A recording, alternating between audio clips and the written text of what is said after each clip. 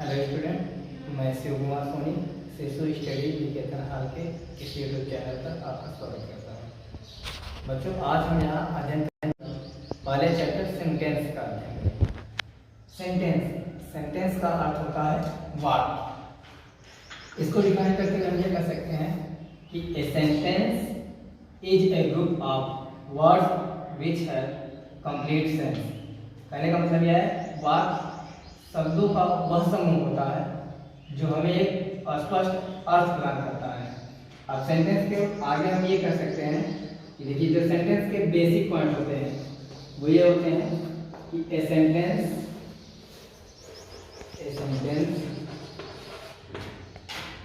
Always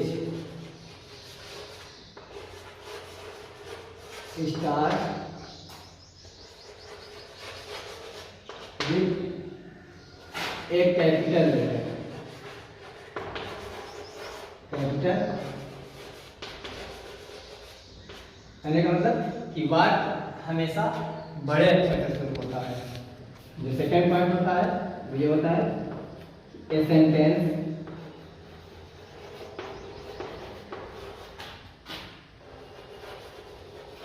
always in with a full stop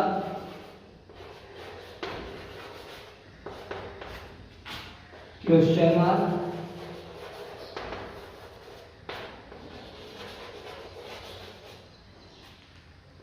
और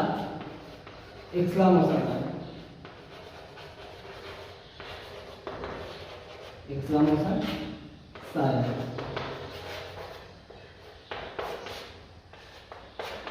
वाक्य हमेशा एक फुल स्टॉप से खत्म होगा अथवा क्वेश्चन मार्क से खत्म होगा या उसके अंत में एक्सक्लेमेशन साइन लगा देगा। तीसरी जो पॉइंट होती है वो ये होता है कि आई मीन्स मैं, always right in capital form.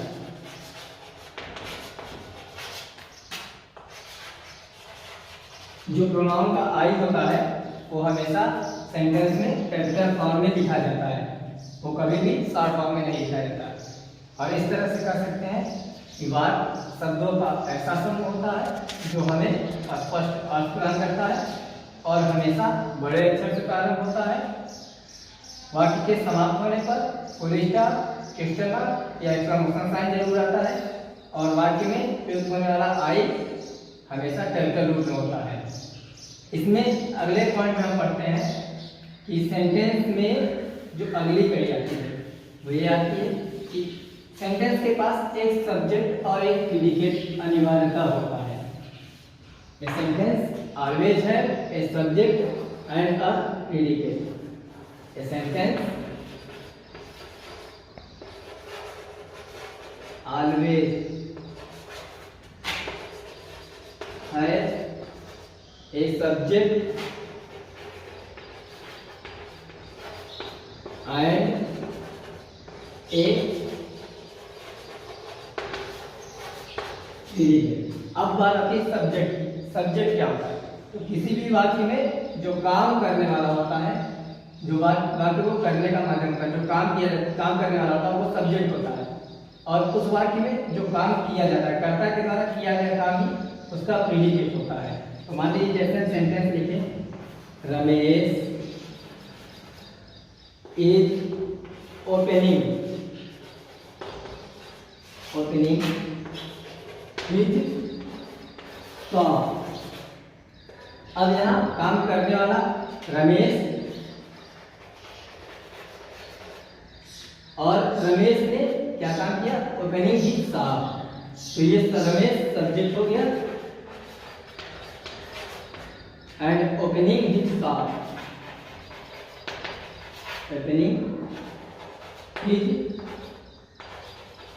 Shop, ये वाक्य का प्रीडिकेट हो गया।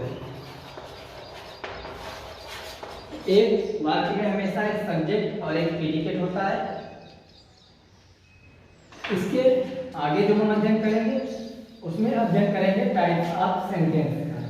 अभी तक हमने सेंटेंस का अध्ययन किया और सेंटेंस में अब हम अध्ययन करेंगे टाइप ऑफ सेंटेंस का। टाइप मीन्स होता है प्रकार, ऑफ सेंटेंस वाक्य के प्रकार। अब हम अध्ययन करेंगे वाक्य कितने प्रकार के होते हैं। तो देखते हैं हम type of sentence, type of sentence. देखिए वाक्य, देयर आर 5 टाइप्स ऑफ वाक्य।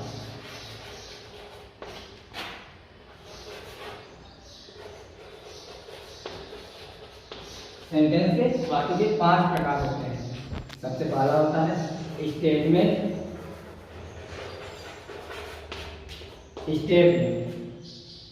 दूसरा होता है interrogative,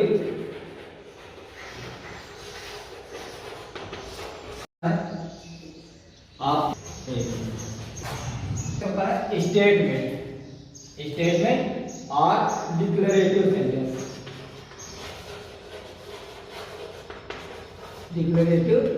sentence. Second type of sentence होता है interrogative sentence, third type of sentence होता है ऑब्जेक्टिव सेंटेंस और फोर्थ टाइप ऑफ सेंटेंस होता है एक्सक्लेमेटरी सेंटेंस, फिफ्थ टाइप होता है इंपरेटिव सेंटेंस। स्टेटमेंट का अर्थ होता है सामान्य कथन। जब हम किसी बात को सामान्य रूप से करते हैं वो स्टेटमेंट के अंतर्गत आता है। इसमें वाक्य के 2 प्रकार सम्मिलित होते हैं, एक अफर्मेटिव वाक्य, साधारण वाक्य, जैसे हमने अभी लिखा था example, Ramesh is opening his shop. इसमें रमेश के दुकान खोलने की बात को कहा गया है, कहा गया कि रमेश अपनी दुकान खोल रहा है।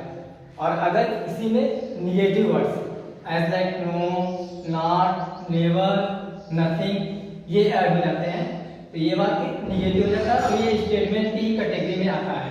स्टेटमेंट के 2 पार्ट होते हैं, अफर्मेटिव सेंटेंस और negative sentence. Second type of sentence होता है इंट्रोगेटिव, जिसका अर्थ होता है प्रश्नवाचक। क्या अर्थ होता है? प्रश्नवाचक वाक्य। ये वाक्य भी 2 तरीके से जाने जाते हैं। फर्स्ट होता है yes no type. Yes no type of interrogative sentence always start with helping verb. ये हमेशा वाक्य की सहायक क्रिया से शुरू होते हैं। इसमें प्रयुक्त होने वाली सहायक क्रिया जैसे is, am, are, was, were, जो भी ऑक्सिलरी वर्ब होती है वो वाक्य के स्टार्टिंग में आती है। यहीं से वाक्य स्टार्ट होता है, अंत होता है वाक्य का क्वेश्चन मार्क से। वाक्य समाप्त होने पर हम वहाँ क्वेश्चन मार्क का साइन लगाते हैं। और इसका जो सेकेंड टाइप ऑफ होता है जिसको हम कहते हैं WH टाइप, जो क्वेश्चन वर्ड से स्टार्ट होते हैं। जैसे ये स्टार्ट होते हैं तो what, where, why, when sentence के स्टार्ट में आते हैं, उसके बाद हेल्पिंग वर्ब आते हैं। और ये भी इन होते हैं क्वेश्चन मार्क के साथ, तो इसलिए ये वाक्य में हमेशा प्रश्न पूछने का कार्य करते हैं और इनको इंट्रोगेटिव सेंटेंस कहा जाता है, प्रश्नवाचक वाक्य कहा जाता है। थर्ड टाइप ऑफ सेंटेंस होता है ऑब्जेक्टिव सेंटेंस। ऑब्जेक्टिव सेंटेंस का अर्थ होता है इच्छा सूचक वाक्य। जैसे हम किसी के सामने अपनी कोई अभिलाषा व्यक्त करें, अपनी इच्छा व्यक्त करें। अगर हम देख रहे हैं कोई हमारा नजदीकी व्यक्ति कोई अच्छा काम कर रहा है तो उसे हम शाबाशी देते हैं, या कोई गलत काम करता है तो उसे हम एडवाइस करते हैं कि ये काम मत करो। तो जो ऑब्जेक्टिव सेंटेंस होता है वो हमारी इच्छा से को व्यक्त करता है और इसमें हम एडवाइस, रिक्वेस्ट और सजेशन पाते हैं। एडवाइस, रिक्वेस्ट और सजेशन पाते हैं। फोर्थ टाइप ऑफ सेंटेंस होता है एक्सक्लेमेटरी सेंटेंस। एक्सक्लेमेटरी सेंटेंस का अर्थ होता है जिसमें आदि हो सकता है, जो हमारे मन की आवृत्ति को व्यक्त करता है। जैसे हम कहीं गए और किसी घटना को देखे और घटनाक्रम को देखने के बाद हमारे मन में जो विचार आते हैं, या वो घटना हमें अच्छी लगती या वो बुरी लगती है। तो जो हमारे मन में विचार उत्पन्न होते हैं, जब हम उसको शब्दों के माध्यम से व्यक्त करते हैं तो वो सेंटेंस एक्सक्लेमेटरी सेंटेंस। मान लीजिए हम कहीं गए घूमने, पार्क देखे और पार्क हमें बहुत सुंदर लगा, तो पार्क को देख के हम क्या कहते हैं, हाउ वंडरफुल। या पार्क में हमने कहीं गंदगी देखी तो हम क्या कहते हैं, five this garden is very bad. Chichi ये बगीचा कितना गंदा है। तो हमारे मन में जो भाव आया वो ईर्ष्या का आया। अगर हमें कोई चीज अपने ओर आकर्षित करती है तो हम उसकी ओर अट्रैक्टिव होके उसकी प्रशंसा करते हैं, उससे आश्चर्यचकित होते हैं, या वो वस्तु हमें अपनी ओर से आकर्षित करती है तो हम उसको देख के उसके प्रति घृणा का भाव व्यक्त करते हैं। और जो शब्द निकलते हैं वो सब एक्सक्लेमेटरी सेंटेंस कहता है। फिफ्थ टाइप ऑफ सेंटेंस होता है इम्परेटिव सेंटेंस। इम्परेटिव सेंटेंस का अर्थ होता है आदेशात्मक वाक्य। हम अपने दैनिक जीवन में ऐसे बहुत से काम करते हैं जिसमें हमसे हमारे बड़े लोग कुछ न कुछ चीज़ें मांगते हैं और वो हमारे प्रति आदेश होता है। जैसे अगर कोई हमारे घर आया तो हमारे गार्जियन कहते हैं जाओ एक गिलास वाटर लिया, तो bring a glass of water. ऐसे वाक्य हमेशा वर्ब से शुरू होते हैं। वर्ब मतलब एक्शन वर्ब से, जहाँ हम परफॉर्म करते हैं, जो काम करते हैं वो पहले आ जाते हैं। जब किसी वाक्य में उसकी परफॉर्मिंग वर्ब पहले आती है तो उस वाक्य को इंपेरेटिव सेंटेंस कहते हैं और ये आदेशात्मक वाक्य होते हैं। अब बच्चों हमने इसको आपको समझाया, अब हम इसके डिफाइन को देने जा रहे हैं और डिफिनेशन देने के साथ साथ हम आपसे इसी सेंटेंस को छांटने के लिए कहेंगे। हम कुछ सेंटेंस देंगे जिसे आप पिक करेंगे। आइए हम स्टेटमेंट का अध्ययन करते हैं। आज सबसे पहले हम स्टेटमेंट के अध्ययन करते हैं।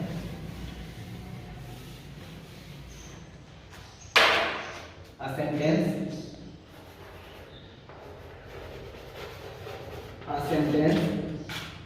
which state something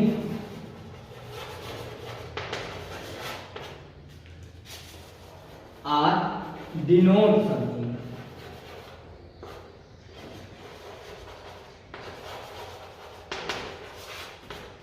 That is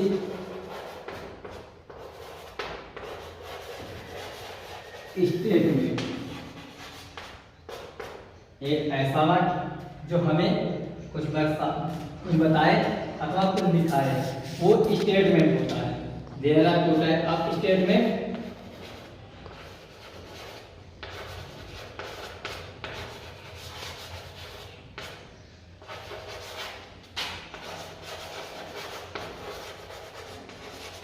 जैसा कि हमने अभी आपको बताया, स्टेटमेंट के दो प्रकार होते हैं।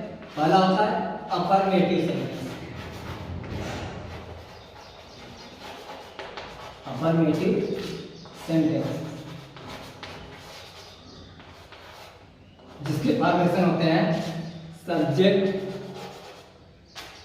Plus verb.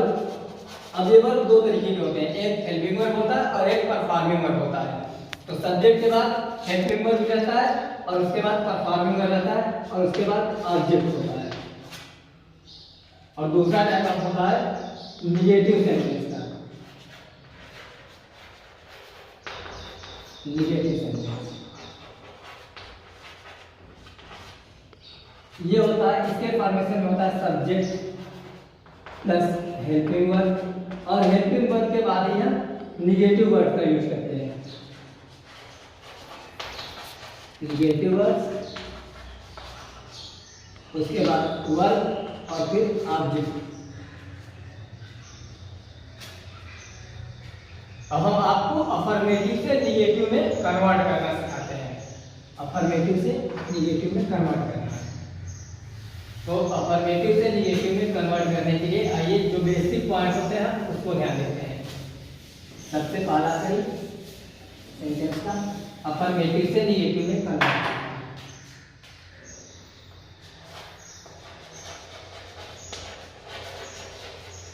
Transformation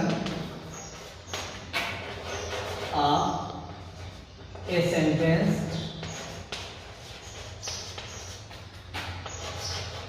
from affirmative to negative. Affirmative to negative.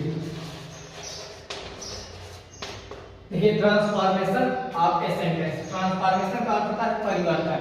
आपके सेंटेंस किसी बात from affirmative to negative. Affirmative साधारण से नकारात्मक बनाने के लिए वाक्य के जो परिवर्तन के नियम होते हैं यहाँ हम उनका अध्ययन करेंगे। Transformation of sentence from affirmative to negative, जिसका अर्थ होता है वाक्य का साधारण से नकारात्मक में परिवर्तन। तो देखिए अगर एक अफर्मेटिव सेंटेंस लिखा जाए, जैसे लिखा जाए राम रीड्स ए बुक, तो यहाँ हमारे पास जो सेंटेंस है सबसे पहले हम इसमें सेंटेंस के एलिमेंट्स को डिवाइड करते हैं। तो राम जो आया वो क्या हो गया, सब्जेक्ट हो गया। रीड्स क्या हो गया, ये वाक्य में किया गया काम है, और जो वाक्य में किया गया काम होता है उसको हम वर्ब कहते हैं। अगर किसी वाक्य में जो काम किया गया वो क्या होता है, वर्ब होता है। और ए बुक ये उसका माध्यम हुआ, तो ये ऑब्जेक्ट हो जाता है। क्या हो जाता है, ऑब्जेक्ट। अब हमारे पास है क्या क्या, सब्जेक्ट, वर्ब और ऑब्जेक्ट। इस सेंटेंस में हमारे पास कोई हेल्पिंग वर्ब नहीं है। तो सबसे पहले हम यहाँ पर उनके फॉर्म को डिवाइड करते हैं कि ये वर्ब हमारा किस फॉर्म में है। ये वर्ब हमारा प्रेजेंट पार्टिसिपल में फर्स्ट फॉर्म में है।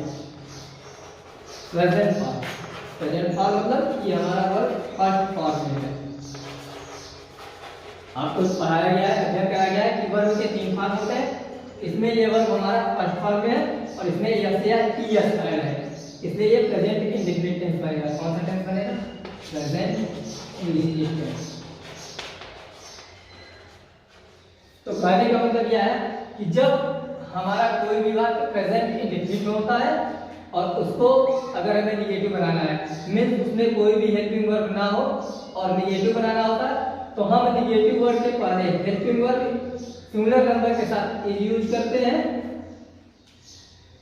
अरे सिंगुलर नंबर के साथ डू डज यूज करते हैं और प्लूरल नंबर के साथ डू यूज करते हैं। तो राम, राम के साथ हमने क्या यूज किया, डज, राम डज नॉट। अब हमने हेल्पिंग वर्ब के जस्ट बाद नॉट लगा दिया, तो Ram does not read a book. ये कब होगा, जब हमारे पास कोई हेल्पिंग वर्ब नहीं होगा। और अगर हमारे पास हेल्पिंग वर्ब है, जैसे हमने लिखा रमेश, अभी कुछ देर पहले हमने यही एग्जांपल दिया था, इसलिए हम वही एग्जांपल दे रहे हैं, इज ओपनिंग, इज शॉप। तो यहाँ जब हम वाक्य डिवीजन करेंगे तो ये हमारा सब्जेक्ट आएगा रमेश, ये इज हमारा हेल्पिंग वर्ब आएगा, ओपनिंग वर्ब आएगा और हिज शॉप ऑब्जेक्ट आ जाएगा। तो देखिए रमेश इज, यहाँ हेल्पिंग वर्ब मिला हुआ है और जब हमारे वाक्य में हेल्पिंग वर्ब रहता है तो हम डायरेक्ट नॉट लगाते हैं। तो यहाँ क्या करेंगे, Ramesh is not opening his shop. अब निगेटिव बनाने के लिए हम निगेटिव वर्ड्स और उनके यूज को भी ध्यान देते हैं। तो जो हमारे निगेटिव वर्ड्स होते हैं वो कौन कौन से होते हैं और उनका मतलब क्या करता है। तो आइए हम यूज करते हैं निगेटिव वर्ड्स। निगेटिव वर्ड्स होता है नो, नो का अर्थ होता है कभी नहीं, कभी नहीं। सेकेंड निगेटिव वर्ड होता है नॉट, नॉट का अर्थ होता है नहीं, जो जनरली हम वाक्य में यूज करते हैं। और निगेटिव वर्ड होता है नेवर, नेवर का अर्थ होता है कभी नहीं।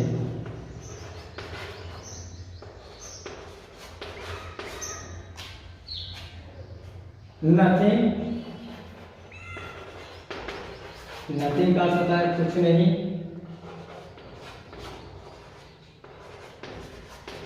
ये हमारे मोस्ट निगेटिव वर्ड होते हैं, नो, नॉट, नेवर और नथिंग। और ये वर्ड जिस सेंटेंस में यूज होते हैं वही सेंटेंस निगेटिव सेंटेंस कहा जाता है, नकारात्मक वाक्य। जिस सेंटेंस में ये वाक्य आते हैं उन्हीं को हम नकारात्मक वाक्य कहते हैं। ठीक, अब नो की यूजिंग, नो की यूजिंग हम कैसे करते हैं, नॉट की यूजिंग हम कैसे करते हैं, नेवर की यूजिंग कैसे करते हैं या नथिंग की यूजिंग कैसे करते हैं। तो देखिए नो की यूजिंग हमेशा नाउन और प्रोनाउन के साथ इंडिकेशन में होती है।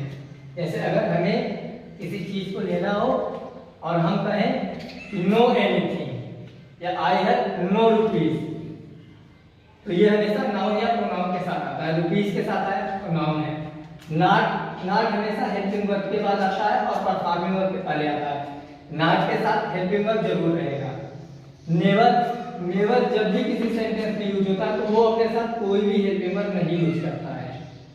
नेवर जब भी किसी वाक्य में आता है तो वो अपने साथ कोई हेल्पिंग वर्ब, जैसे he never go to school, he never go to school, वह स्कूल कभी नहीं जाता है। तो नेवर के साथ कोई भी हेल्पिंग वर्ब नहीं यूज करते। नथिंग, नथिंग जब हमारे पास किसी का अंश मात्र भी ना हो, मतलब उसका कोई विकल्प ही ना हो, जैसे I have nothing to eat, I have nothing to eat या he has nothing to work। जब हमारे पास किसी चीज के लिए कोई विकल्प ही ना हो, पूरी तरह से वो इनकार कर दिया जाए तो हम नथिंग का यूज करते हैं। कि मेरे पास खाने के लिए कुछ भी नहीं है, अंश मात्र भी नहीं है, मतलब एक दाने भी नहीं है। तो जब हमारे पास पूरी तरह से कोई चीज रिक्त हो जाता है तो हम नथिंग का यूज करते हैं किसी वस्तु के लिए या किसी वर्ड के लिए। That's all. अब हम आपको कुछ होमवर्क दे रहे हैं, उसको आप लोग कर लीजिएगा।